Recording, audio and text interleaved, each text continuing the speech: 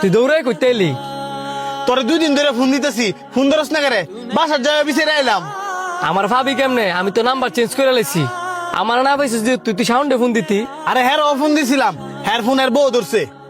তো তুই হৃদয় রে ফোন দিতি। আচ্ছা বাদ দে, আমার বোনের বিয়ে ঠিক হয়েছে, দাওয়াত দেওয়ার লাগেই তোকে বিজি বিজি ঘুরতাছি। আলহামদুলিল্লাহ, শুনে অনেক খুশি হইলাম। বৃষ্টি নামতাছে, আমার অনেকটা রেস্টুরেন্টে যাবো, আর রেস্টুরেন্টে বইয়া বাকি কথা কমনে তাড়াতাড়ি আয়। দেখ বন্ধু, আমার বাপও নাই ভাইও নাই, তোরা 2জন হইলে আমার ভাই।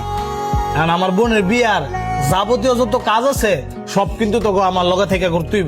এই সব লিয়ে তুই চিন্তা করিস না, আমরা 3জন তো আছি। ওই 3জন না, তোরা 2জন। 2জন মানে? হৃদয় তো আছে, হ্যাঁ তো আমার বন্ধু, হ্যাঁ থাকতো না? না হ্যাঁ থাকতো না, কারণ আমি সবারই তো সব জায়গায় দাওয়াত দেওয়া পারতাম না। তোর কথাটা আমার ভালো লাগে নাই। আম করে দাওয়াত দিবার লাগিয়া আম করে বিছিয়ে 2-3 দিন ধরে ঘুরতেছস, ফোনের উপরে ফোন দিতেছস, অথচ হ্যাঁ তোর বাড়ির লগে থাকে, তুই আরে দাওয়াতই দিতি না।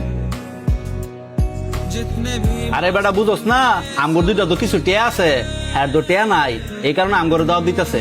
মূলত দাওয়াতটা আমগরে দিতেছে না, দিতেছে আমগর টেয়ারে।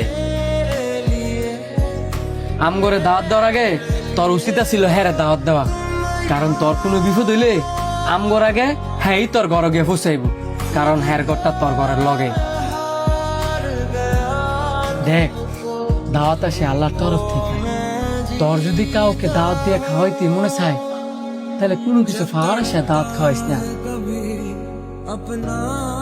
আমরা তোর কাছে দাওয়াত ফানা না, আমরা তোর দূরে, কিন্তু হ্যাঁ হ্যাঁ তো তোর কাছে দাওয়াত ফানা, কারণ হ্যাঁ তোর কাছে, তোর ঘরে।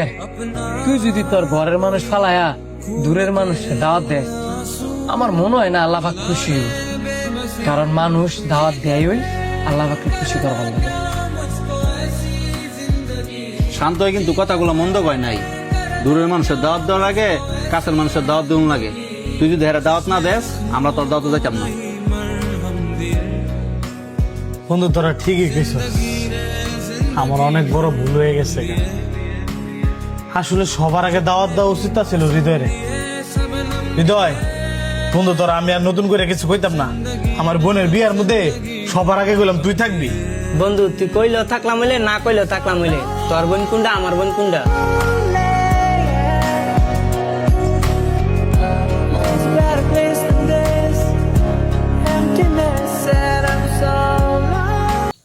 তো শান্ত ভাইয়ের কথাটি আসলেও ভালো লাগছে। যার যার ভালো লাগছে কমেন্টে জানাই দিবেন।